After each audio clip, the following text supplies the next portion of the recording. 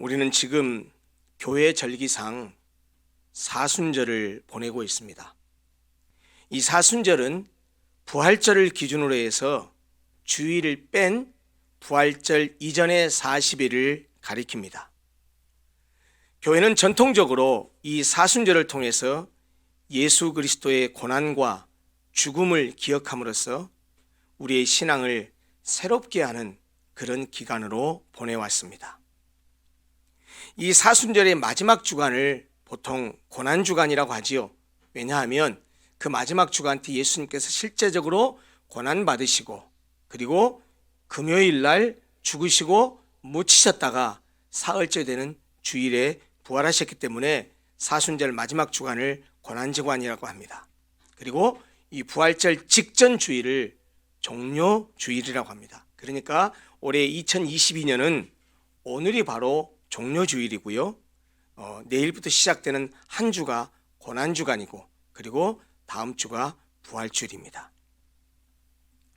종료주일은 예수님께서 십자가에서 우리를 위해서 자신의 목숨을 내어주기 위해 이미 구약의 선지자 중에 하나 있었던 스가랴 선지자가 예언한 대로 나귀를 타시고 예루살렘 성에 들어가셨는데 그때 많은 사람이 겉옷을 길에 펴고 의와 아름다움과 승리를 상징하는 종려나무 가지를 흔들면서, 종려나무는 굳이 우리나라 말로 번역하자면 대추야자나무의 종을 말합니다. 그 종려나무 가지를 흔들면서 주님을 맞이한 데서 유래했는데요. 그래서 이 종료주일은 예수께서 우리의 죄를 대신해서 십자가에 죽기 위해 그 예루살렘 성에 들어가신 날을 기념하는 절기입니다.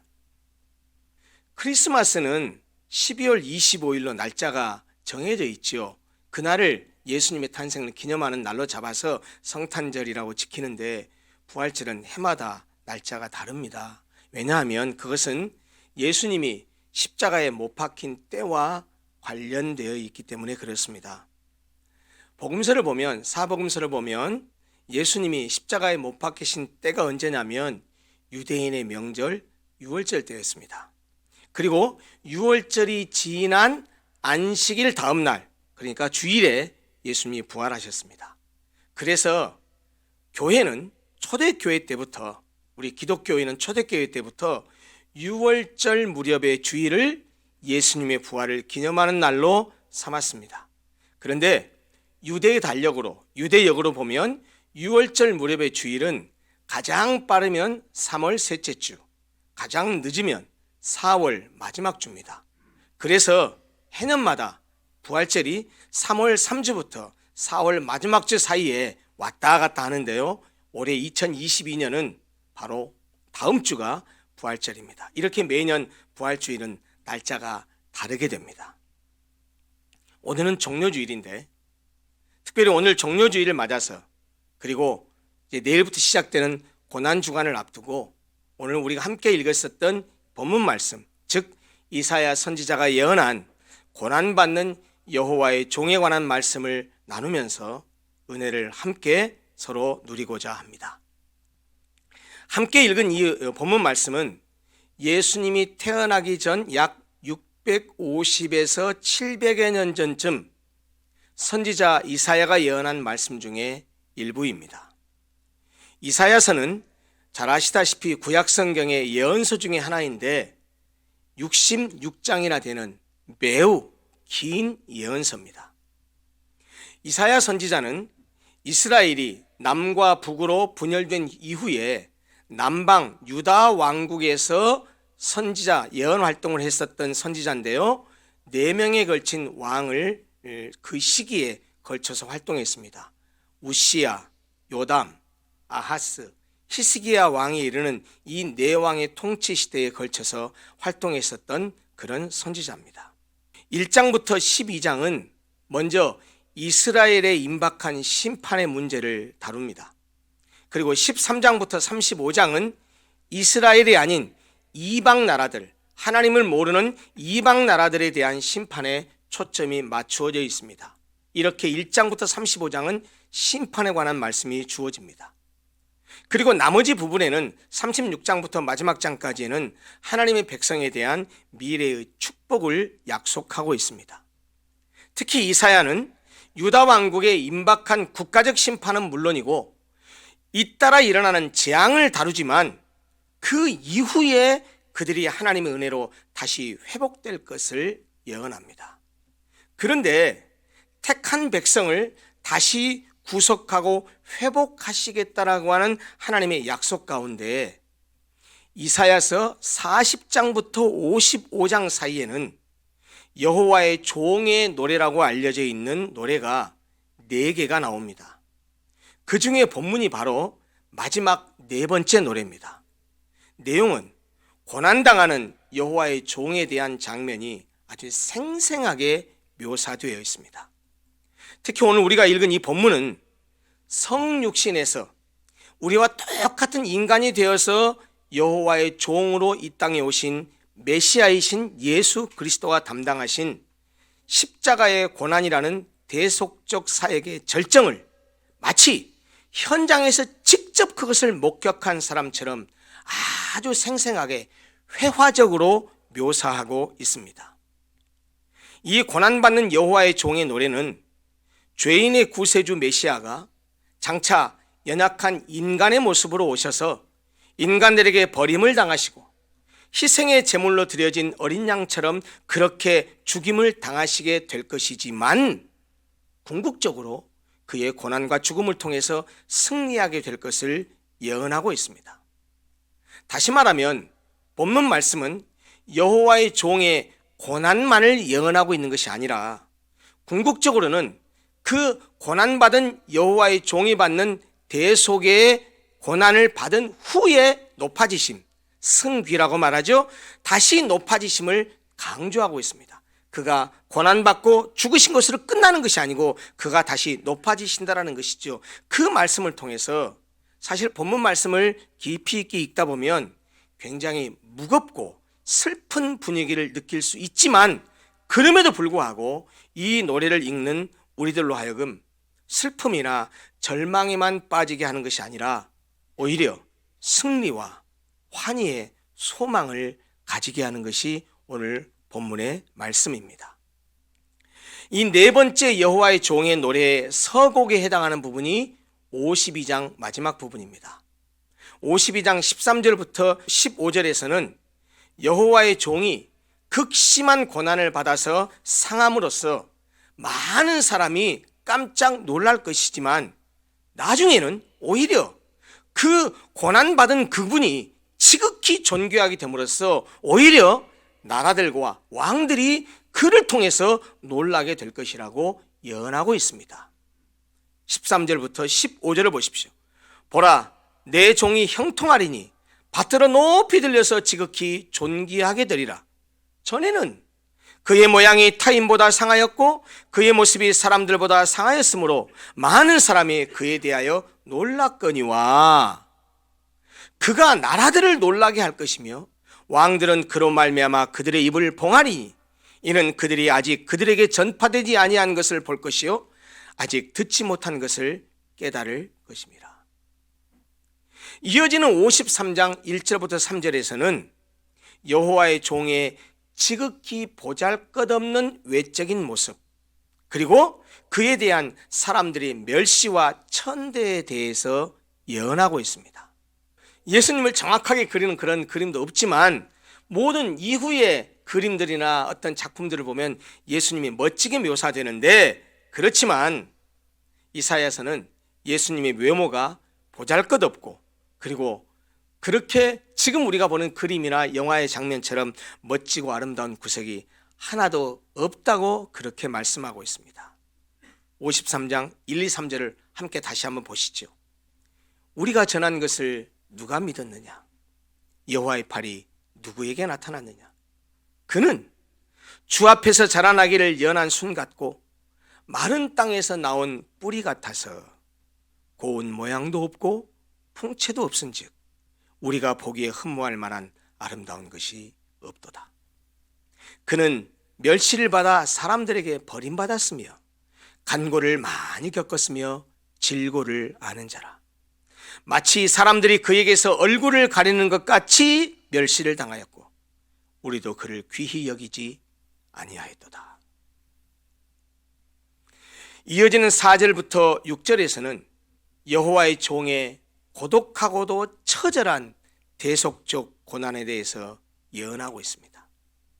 여기에서 이사야 선지자는 여호와의 종의 고난을 정말 아주 생생하게 직접 눈으로 보고 글로 묘사하는 것처럼 그렇게 사실적으로 생생하게 묘사하고 있는데, 그 묘사의 내용을 보면 그 여호와의 종이 그렇게 고난받는 것이 그 여호와의 종 때문이냐? 아니다. 바로 우리 때문에 그런 고난을 당한 것이다라는 사실을 반복해서 강조하고 있습니다.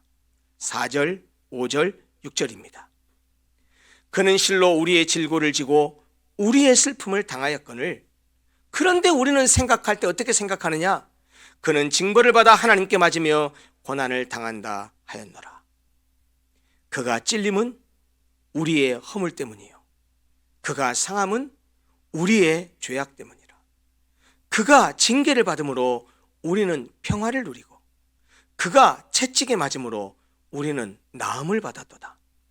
우리는 다 양과 같아서 그릇 행하여 각기 제 길로 갔거늘 여호와께서는 우리 모두의 죄악을 그에게 담당시키셨도다. 그리고 이어지는 7, 8, 9절은 대속적 고난을 감당하는 종에 대한 사람들의 몰이해, 사람들의 곡해를 예언하고 있습니다. 특별히 이 부분은 예수 그리스도께서 체포되시고 십자가 고난을 당하신 후에 못 박혀 죽으시고 그리고 그 후에 부자인 아리마대 사람 요셉의 무덤에 장사되기까지 사복음서에 기록된 예수님의 고난과 죽음과 관련된 그 일련의 과정과 그 내용이 너무나 정확하게 일치해서 여기서 말하고 있는 여호와의 종이 바로 예수 그리스도라는 사실을 명확하게 알 수 있게 해줍니다. 7, 8, 9절입니다. 그가 곤욕을 당하여 괴로울 때에도 그의 입을 열지 아니하였으며 마치 도수장으로 도살장으로 끌려가는 어린 양과 털 깎는 자 앞에 잠잠한 양같이 그의 입을 열지 아니하였도다. 우리는 복음서에서 예수님께서 신문 받으실 때 묵묵히 입술을 다물고 있는 장면을 기억합니다.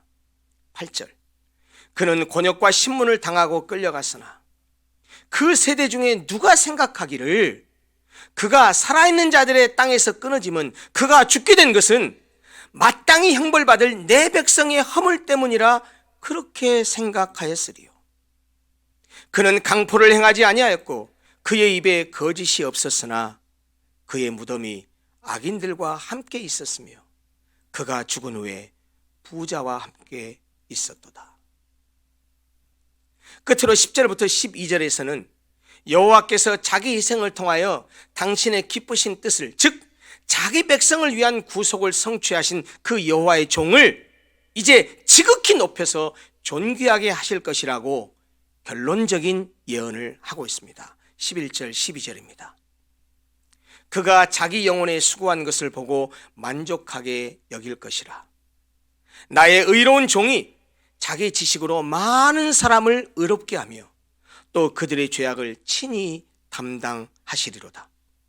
그러므로 내가 그에게 존귀한 자와 함께 몫을 받게 하며 강한 자와 함께 탈취한 것을 나누게 하리니 이는 그가 자기 영혼을 버려 사망에 이르게 하며 범죄자 중 하나로 헤아림을 받았음이니라. 그러나 그가 많은 사람들의 죄를 담당하며 범죄자를 위하여 기도하였느니라. 이것이 오늘 본문의 대체적인 윤곽입니다.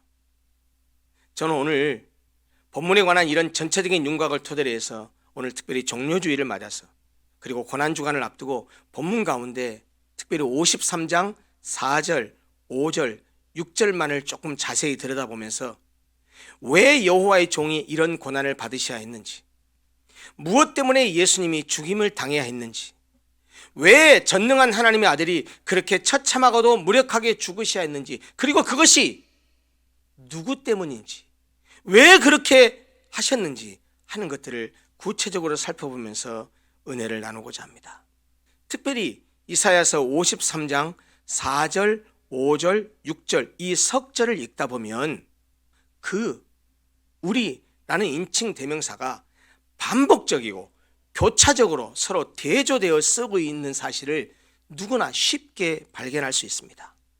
우리 한번 4절, 5절, 6절을 한번 같이 읽어보되 다른 데다 초점을 두지 마시고 이 단어들이 계속 대조되고 있는데 우리라는 인칭 대명사에 좀 초점을 맞춰서 다시 한번 읽어보시죠. 다른 단어보다 그와 우리의 초점을 맞추고 한번 읽어보자는 말입니다. 같이 한번 읽겠습니다. 그는 실로 우리의 질고를 지고 우리의 슬픔을 당하였거늘 우리는 생각하기를 그는 징벌을 받아 하나님께 맞으며 고난을 당한다 하였노라. 그가 찔림은 우리의 허물 때문이요 그가 상함은 우리의 죄악 때문이라. 그가 징계를 받음으로 우리는 평화를 누리고 그가 채찍에 맞음으로 우리는 나음을 받았도다. 우리는 다 양 같아서 그릇 행하여 각기 제 길로 갔거늘 여호와께서는 우리 모두의 죄악을 그에게 담당시키셨도다. 여러분 특별히 5절을 주의해서 보시면 모든 게 계속해서 대조적입니다. 그와 우리가 대조될 뿐만 아니고 그의 행하심과 그것으로 인해서 우리가 당한 것들을, 우리가 받게 된 것들을 대조적으로 또 비교하고 있습니다.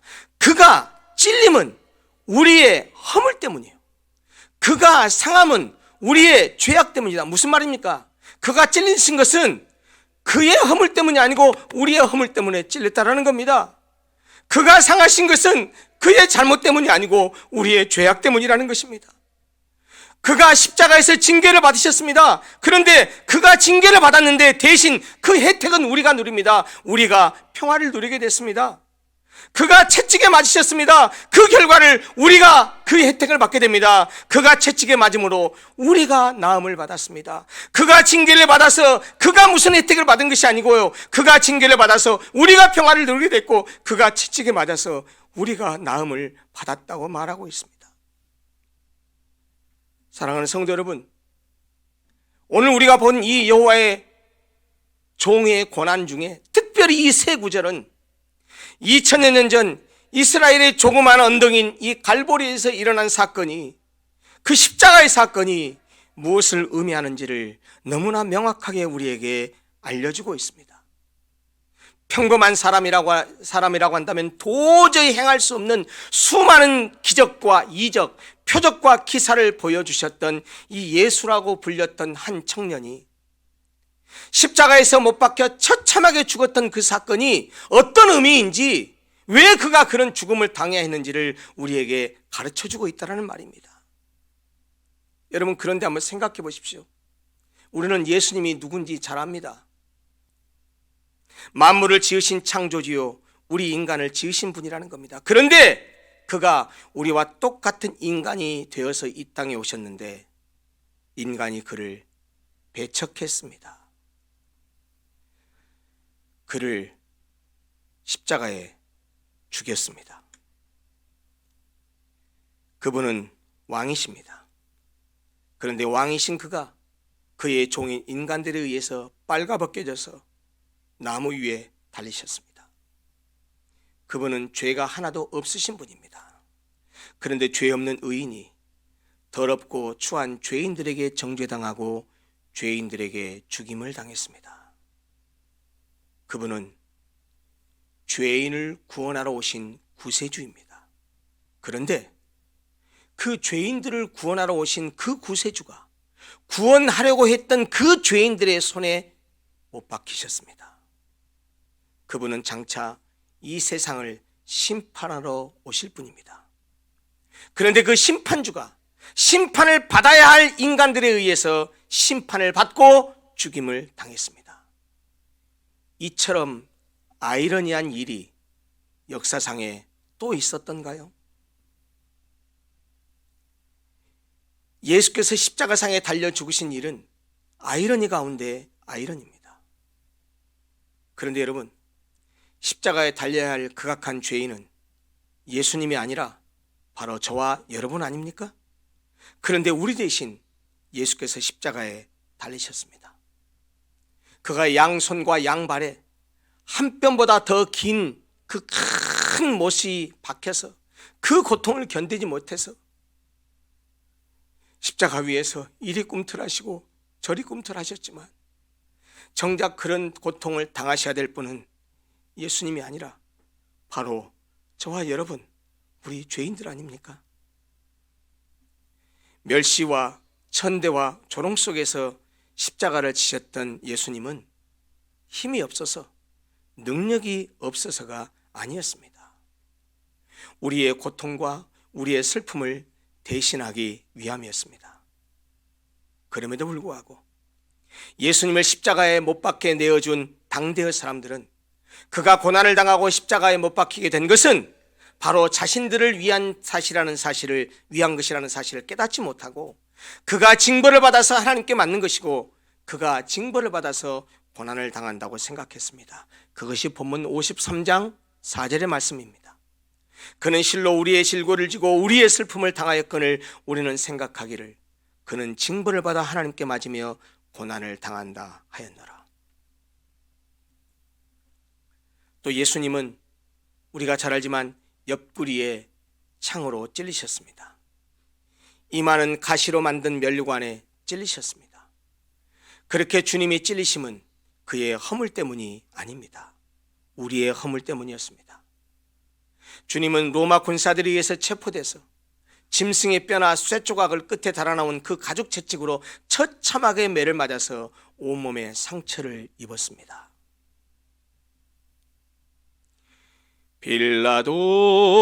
빌라도의 군인들이 때린 채찍에 찢어져 피로 물든 주님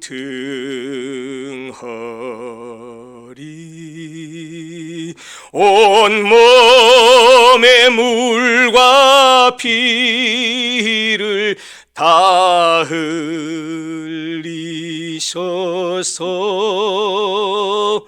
그 찬송의 가사처럼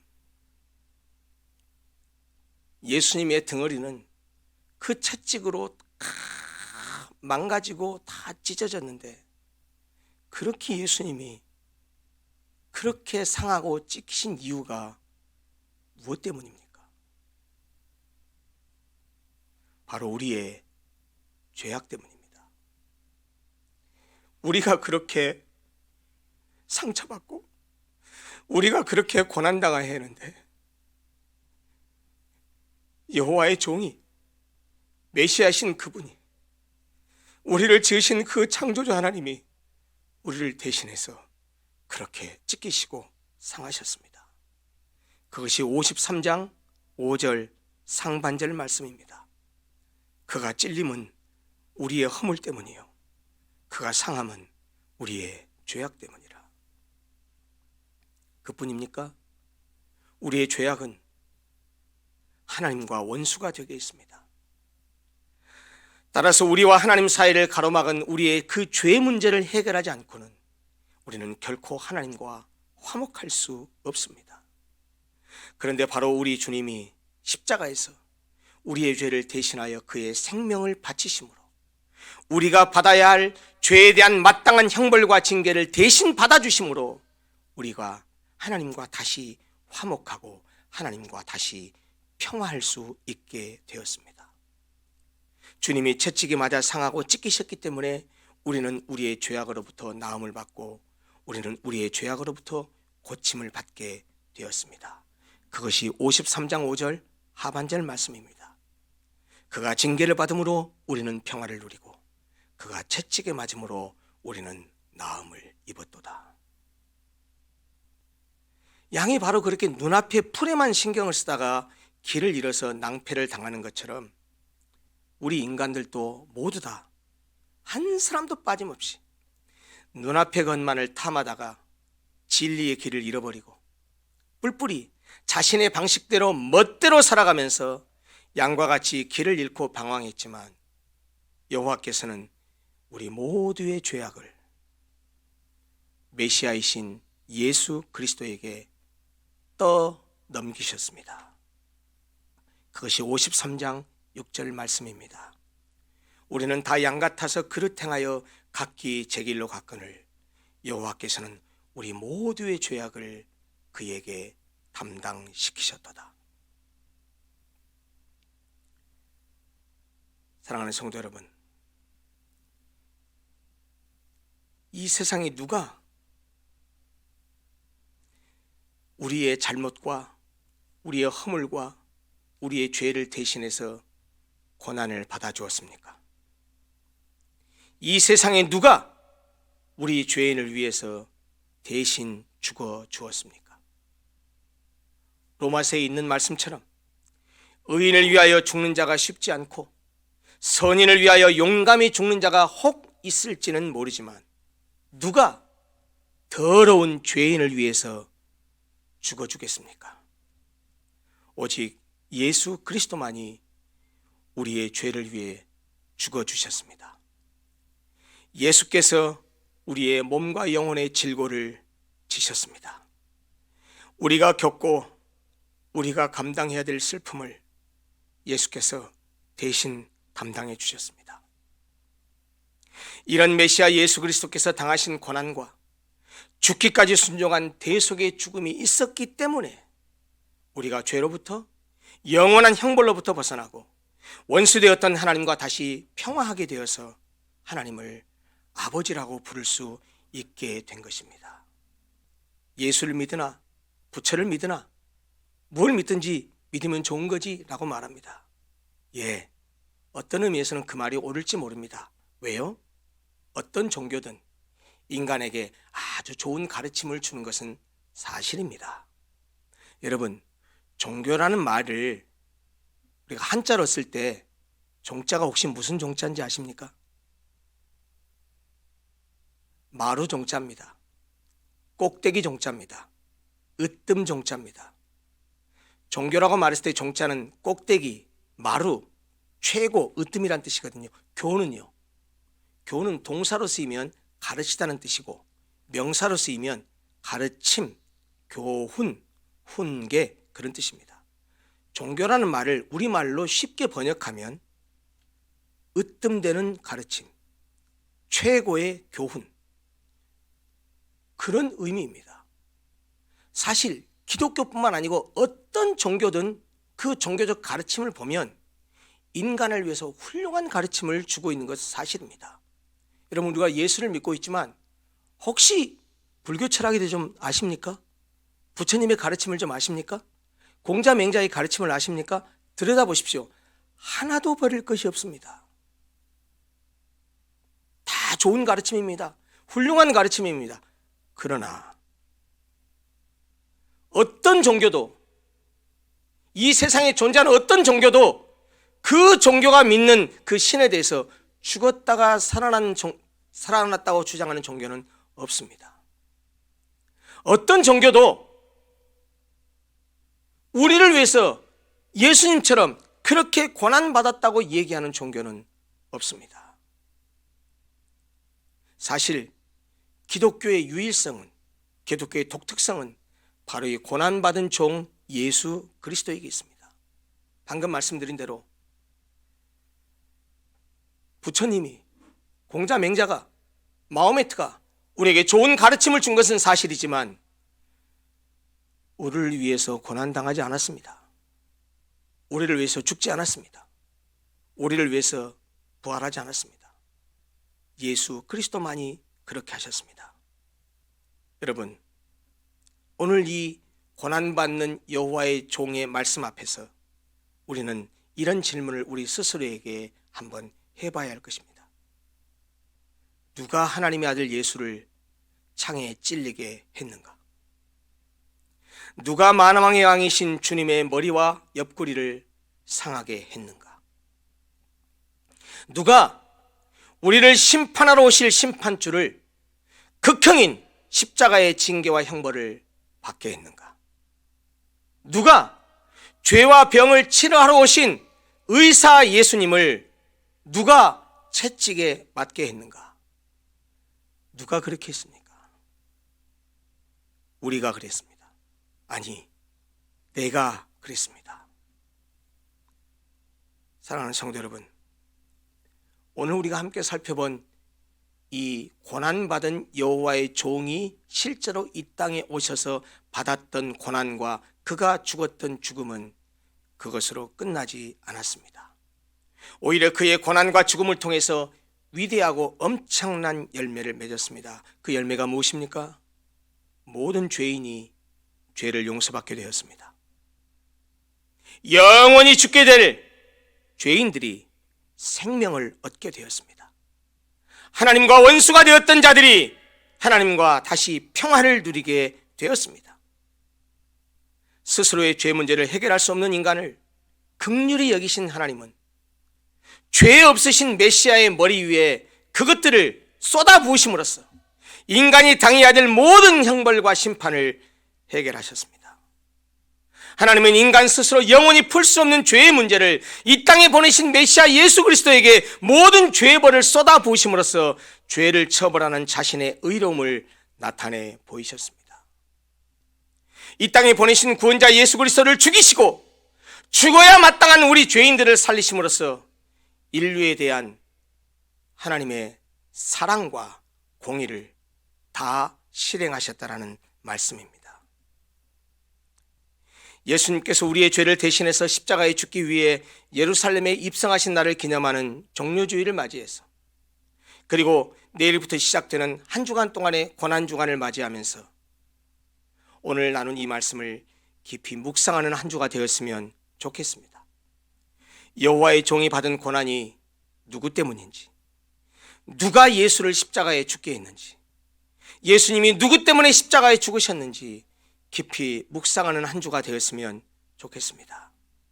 왜 예수께서 찔리시고 왜 예수께서 상하셨습니까? 왜 죄 없는 예수께서 징계를 받으시고 왜 죄 없는 예수께서 채찍에 맞으셔야 했습니까? 누구를 위해서 그렇게 하셨습니까?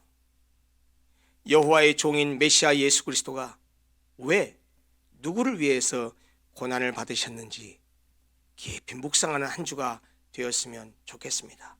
그래서 여호와의 종 예수 그리스도를 깊이 묵상하는 가운데 그 주님의 은혜에 감사하는 그런 한 주가 되었으면 좋겠고, 감사로 그칠 것이 아니고 주님은 나를 위해서 그렇게 고난당하시고 그렇게 죽임을 당하셔서 나를 구원하셔서 나를 사망에서 생명으로 옮겨주셨다고 한다면, 그래, 나도 이제 주를 위해서 살아야 되겠다 라고 다짐하고 결단하는 그런 한 주가 되었으면 좋겠습니다. 기억하십시오. 주님 때문에 우리가 평화를 누리고 주님 때문에 나음을 입게 되었습니다. 그가 죽으시고 그가 고난받으시고 그가 상처를 받고 그가 상하신 모든 것들은 바로 우리 때문이었습니다. 한 주간 동안 주님의 고난과 죽으심을 묵상하면서 주님의 그 구속의 은혜에 깊이 들어가는 복된 한 주가 되시기를 간절히 소원합니다. 기도하겠습니다.